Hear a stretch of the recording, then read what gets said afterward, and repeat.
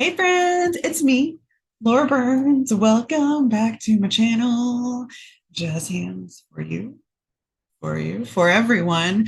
Um, Hi, thanks for coming back. If you were here for the first time, hi, my name is Laura. This is maybe a weird video to see of mine for the first time, but that's okay.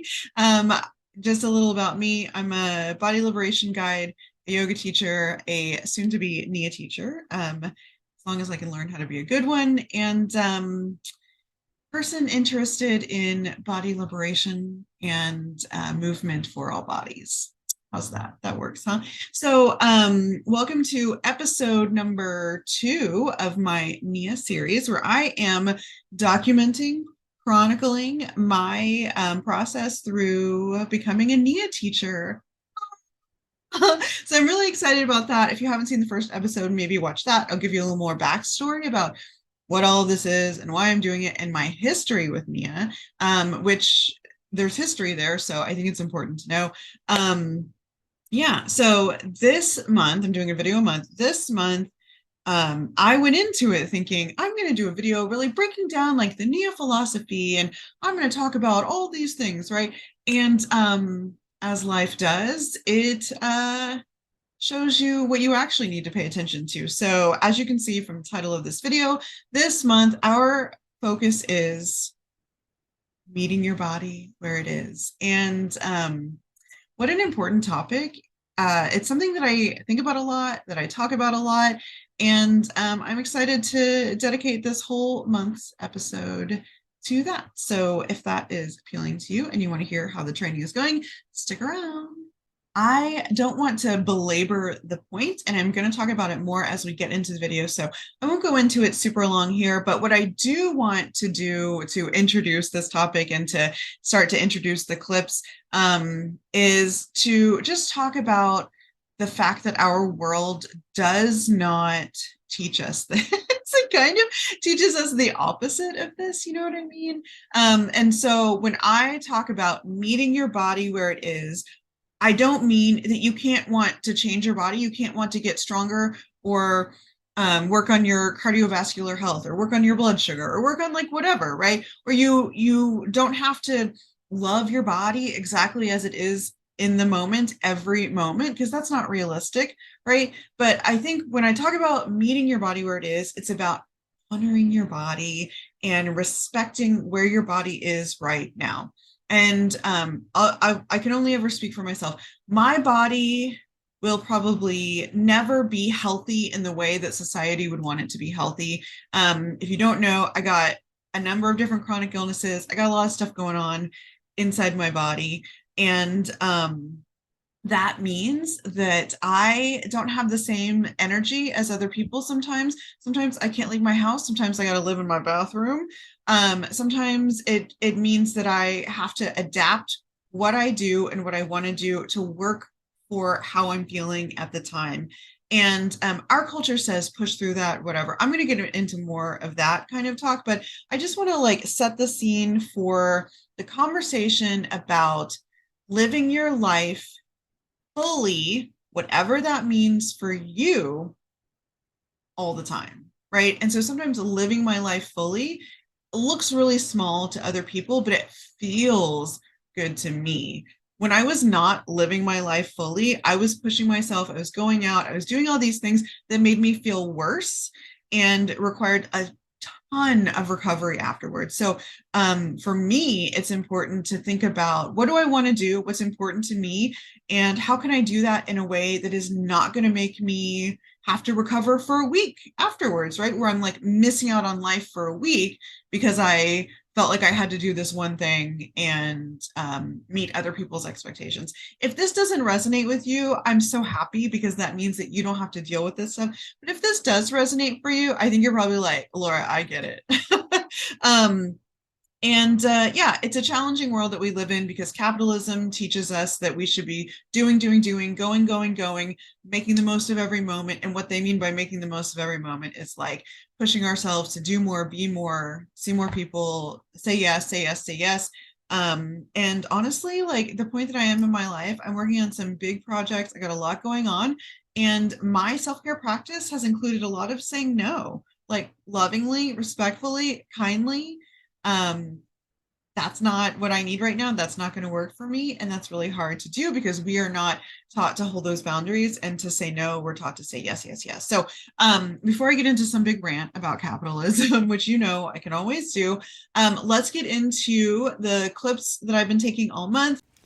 Good morning. Good morning. It's a Wednesday, which means that it is my live class, not the like training class, but the actual fun practice class.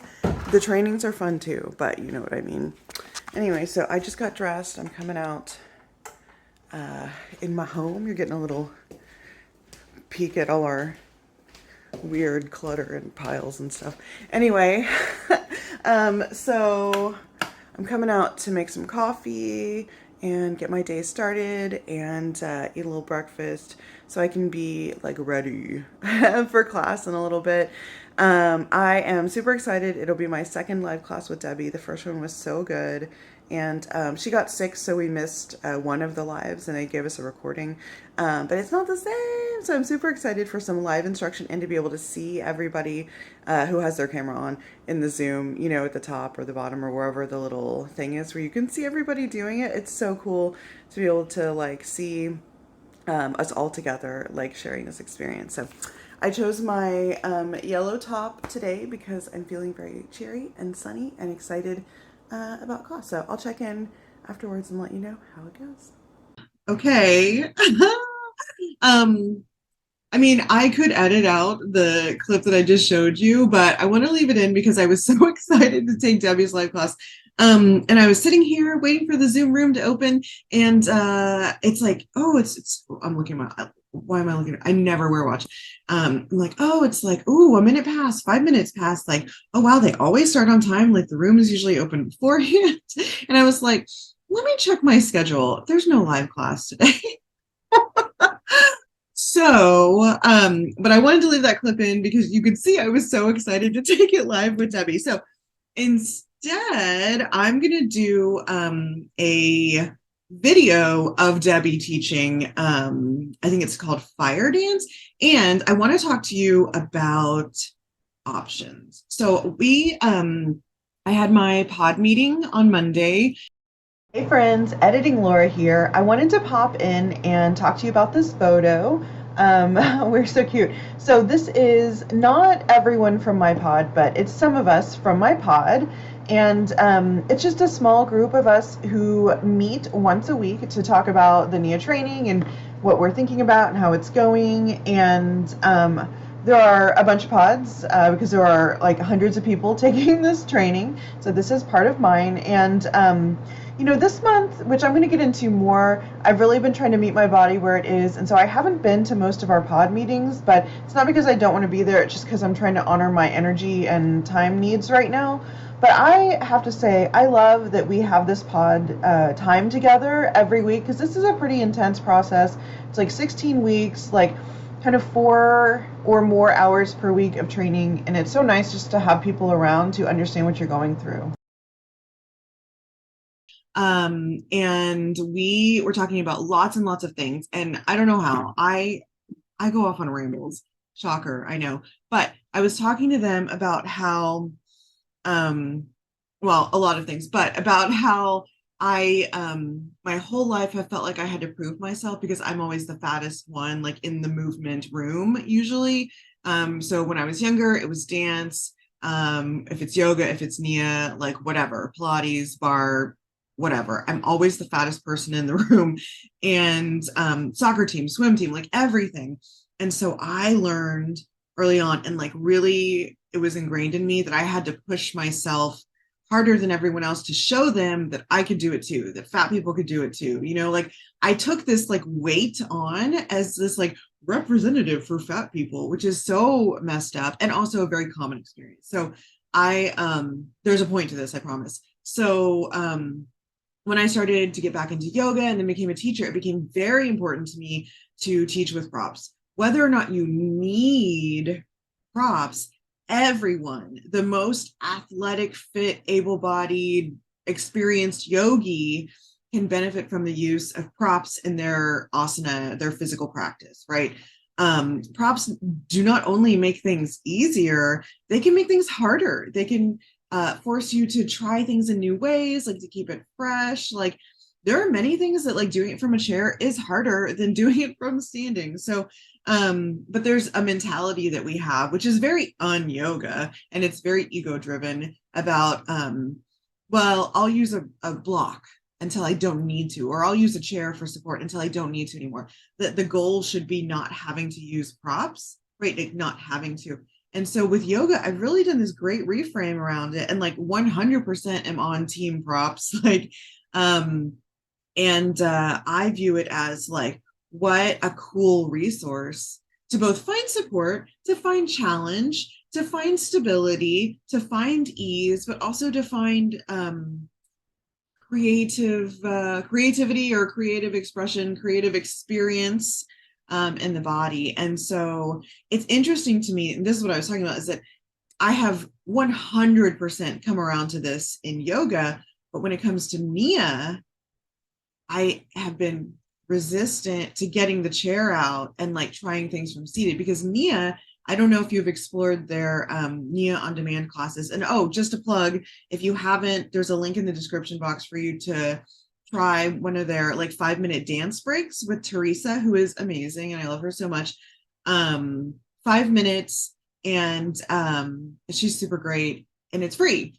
You do have to give them your email address, but that's it. And then if you do that, then you'll get an offer, I think like the next day, for 50% off of a year subscription to the streaming stuff, which is like a really good deal already, because there are a lot of videos in there. Anyway, but the point is, on their streaming platform, they have really committed to including accessibility and options in their videos. And so I forgot, oh gosh, my pod leader slash your Nia friend, Christina, was talking about how often they do it, but I don't remember. But they, at intervals, bring a bunch of Nia teachers together. They have this big like day or weekend or something of filming where they all take turns leading, and then they'll have people, like in the back dancing with them. And so like the leader will be doing kind of like, the more like exuberant, less supported, versions of things. And then they'll have somebody showing some options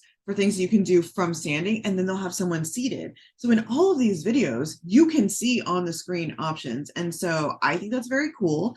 And it has made me realize I have not yet gotten the chair out, and except for one time I did try to do a solely chair class, and it was good. It wasn't exciting to me. So, and that's just, not every teacher is for you. It was good. I know that she is a good teacher. Maybe just in that moment I wasn't feeling it. And also, like, not every teacher has to be for us. That's totally fine. I'm not for everyone. Not every teacher is for me. But I haven't done it since then. And so since I don't have Debbie's live class, I'm gonna get my chair, and I'm gonna do at least partially this video in the chair. Now, I have not looked at this recording. I don't know if this video of Debbie doing fire dance is one that has all the people in it where there's chair options. If not, I'm going to try to like figure out some chair options for myself. But if it kind of gets hard, because like I don't know the choreography, and so it might be a little hard for me to just like on the fly figure out, like what to do from the chair. So if that doesn't end up working, then I will do it from standing. But if I can figure it out, great, I'll do chair stuff. And if there's a person in a chair, I will follow their lead. So just letting you know, I don't know what's about to happen because I have not looked at the video. I don't know if there's anyone demoing from a chair. And like, that's so helpful because you don't have to figure it out for yourself. But anyway, so I'm going to do that now, and I'm going to record it, and I will show you clips or some footage. I don't know, something. I'll show you how it goes, and I will talk to you afterward about how it went for me. And so this is me challenging that part of myself that pushes back against using support, against looking different, against feeling like I have to always do the hardest version of something, even though sometimes chair is harder. But you know what I'm saying? Like, I feel that I'm like meeting up against that resistance in myself. And yeah, so I'm pushing back against that today. I'm gonna pull that chair out. We're gonna do some stuff, and we're gonna see how it goes. So here we go. So uh, this is incredibly sped up. So I sped this up. It's like 8 times as fast as it's actually happening, but this is like an hour-long class, and I don't think you want to sit through just watching me take an hour-long class. But I wanted to include the length of the whole class in here because I think it's important to be able to see. So, as I said, I pulled out the chair and went to town, really. So the recording didn't have anyone demoing, and right after this, I did film my kind of immediate reactions, and so you'll hear that from me. But you can see here, I got up, I realized I needed a yoga mat under my chair to keep it from sliding around. I also angled my chair because this chair, the way that it is, it works better for being able to move your legs when it is on the diagonal. Otherwise, the seat gets in the way, which is really annoying. It is not an ideal yoga chair, but it is the chair that I have in my home. So there was no one demoing chair things, so I had to, on the fly, adapt what Debbie was teaching to work for the chair. And honestly, it was not that hard. A lot of Nia moves, though they may appear at first glance like they don't really work well for a chair, they actually really do. Because even if you're like walking around and stuff like that, you can absolutely make those motions with your legs without actually being standing. And so I don't know. I just wanted you to see what this looks like because I think it can help to kind of demystify, like, okay, well, what would that actually look like? And so you get an idea here. I wish that I had the technical know-how to insert what Debbie was doing also so that you could see, like, side by side my version of it and her version of it at the same time. But maybe another time in my life I will figure out how to do that. But what I will say is I just wanted to talk more about this idea of meeting your body where it is. And that really is, I think that's probably what I'm going to end up naming this episode, perhaps.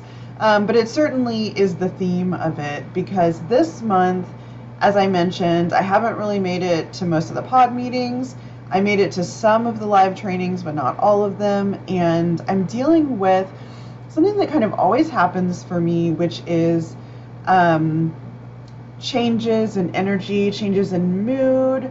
And it really tends to coincide with the shifting of seasons for me. And I think that this is not uncommon at all.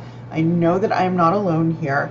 But it doesn't get talked about a lot, except in, kind of a few specific ways. People talk about, like seasonal affective disorder and needing extra light and stuff. But for me, because of my body and what it likes and what it doesn't like and my chronic illnesses and just everything combined together, I have issues when we transition into warmer times of the year. And I do live in Houston, Texas right now, where it is basically the pit of summer for 6 months and then like mild summer for, I don't know, 4 more of those months, and then like mild winter for 2 months. And did that equal 12? I don't know. You can count and tell me. But so like, for example, it's March and though we still have had like a few random cooler days, we are warming up for sure. The humidity is kind of really coming back strong and it really feels bad in my body. There's a reason why I'm moving away as soon as I'm able to make that happen. And this is what happens, and it gets worse every year. We start to warm up, it starts to be sunnier, hotter days, more humidity, and my body is just like, ooh. It doesn't like it. It starts feeling more tired. Everything feels like it takes more time, it takes more energy out of me. I used to fight it a lot, and these days I'm trying to just lean into it and go, okay, this is what's going on with my body, this is how I'm feeling, and I'm gonna honor that is how I'm feeling right now, like energetically, physically, emotionally, all the things, and I'm going to respect that instead of trying to push through, because this world teaches us to push through and to keep going, and like really holds that up as like the, like morally good way to exist in the world. And all that happens is that I end up hurting myself, right? We end up hurting ourselves in pursuit of being, and I'm doing quotes here, good, by pushing through. And I don't like that. I don't want to push through anymore because it feels extra bad. So I want to lean into the shift in the seasons. I actually decided to like do a workshop about it, which I'm excited about. It's tomorrow. But because I'm not alone here, right? So just wanting to lean into what my body wants, which is less meetings, more spaciousness around how long it takes me to get things done, what feels good in my body, how many people do I want to be around, how much time am I spending outside, just all the things that I can control. And so it's been a bummer missing, some of these pod meetings and not doing all of the live trainings live just because like timing wise they weren't feeling good for me, and because I can watch the replay but it's not as good, so it is better live. But yeah, just trying to listen to my body and do what I think is best for me in the moment.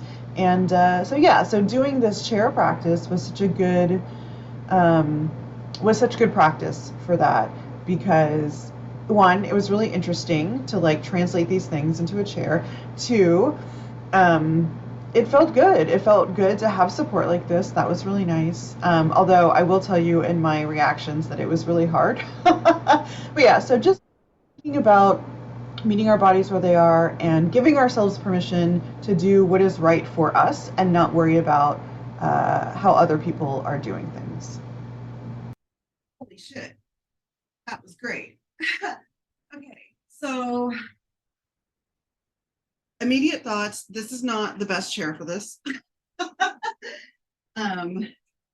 like got kind of rough on the, like where your butt joins your thigh. If you have a big butt, then you got like a little crease there, or a big crease. Well, I have a big butt. Anyway, like right in that crease, it feels kind of sensitive now because the chair that I have has kind of like the edge of the seat is kind of like a point instead of like rounded. I think I need to get a chair that has a rounded edge and it will be much more comfortable. But okay. Got reactions. That was great. Debbie's such an amazing teacher. I know that you can't hear her instruction and the music and stuff like that. But trust me, I am sweaty. I worked hard. Look at my necklace. I worked real hard. And so this is like such a good example of like, I think some of those things were more challenging from the chair because I've done some of those like dance moves before from standing, and they also can be very challenging, but they're kind of in a different way. And so here it really, from the chair, it really called attention to like the hip flexors. And I have a right hip injury. And so I could feel this side of my body like going, ooh, that doesn't feel as great. And so I would, find a different option or do a smaller, like less intense version or a less turned out version or something like that, like trying to listen to my body. But yeah, so there was not, in fact, anyone else in the video. So it was just Debbie teaching. So there was no one to demo the chair options. So I just winged it. I took what she was doing and I translated it through my body and how it feels today into the chair. And I think it was like pretty easy for the most part. There were only a few things that I was like, oh my God, how do I do this? Or, oh my God, this is really hard from a chair, from a seated position. But yeah, it was really good. I think that even without the demo, it's pretty intuitive, like how to make it like work for you in your seated position. I had to really take liberties at the end because she got on the floor and was like rolling around. And so that's when I stood up and did some stuff on the chair. I played with the wall as my surface instead of the floor. I played with the wall being my supporter, being my surface that I'm trying to make contact with, to feel the texture of the wall, to feel where it touches my body, all those things that like she's talking about with the floor, just try to do it on the wall and with the chair. So that was probably the section where I deviated the most from what she was doing, but I got the essence. of what she was doing. So yeah, I won't make this response like super long, but 2 thumbs up, A++ would do again. I think that that helped me kind of break the seal when it comes to Nia on a chair. And I mean, if you watch the clips, I don't know if I probably won't include the whole thing, but maybe some clips, like I was sweating, I was working hard, like I am hot and sweaty now. So you can absolutely, absolutely, like if that's what you want from your practice today, like you can absolutely do that. My heart rate was up, I was sweating, I was having a good time, I was dancing, I was moving in my body, I got the whole body, like, oh, you guys, I'm like an infomercial all the time. That was so good. I just want everyone to be able to feel so like embodied and free. Um, and yeah, okay, well, so that's today's update. And yeah, I would love to hear what you think, especially of like this whole chair discussion, and about the options that I was able to create with the chair myself. Okay. Yeah, that's it. Good morning. I'm coming to you with excellent morning hair from my bed, clearly. Oh, it is the day after I did that chair, Nia. And oh my God, y'all, I haven't gotten out of bed yet, but yikes, my body. Not that I'm like terrible, but you know when you like go to the gym the first time after not going for like a really long time, or you try a new activity and you start to use muscles that like you haven't used in a while. Um, Whoa, that Nia practice yesterday, my body is like, oh hi, here's 85 new parts of your body that you haven't used in a long time. Oh, excuse me. um, Whoa. Like, not in a bad way, but just like in a, oh my God. And like, I just wanted to make this video because it's such a good, what's the word? Example. Sorry, it's really early. It's such a good example of, what I was, what I was talking about, where doing things in a new way can really benefit you, right? So like I don't need to do Nia from a chair, right? You may not need to do Nia from a chair. Oh God, I'm so sorry. But it's such a cool way to do things, to try movement in a new way, to like wake up different parts of your body that haven't been woken up in a while. So that's all I'm trying to say. And I'm feeling so glad that I did that yesterday. And yeah, I think that's it. But I just wanted to share that before I forgot to tell you.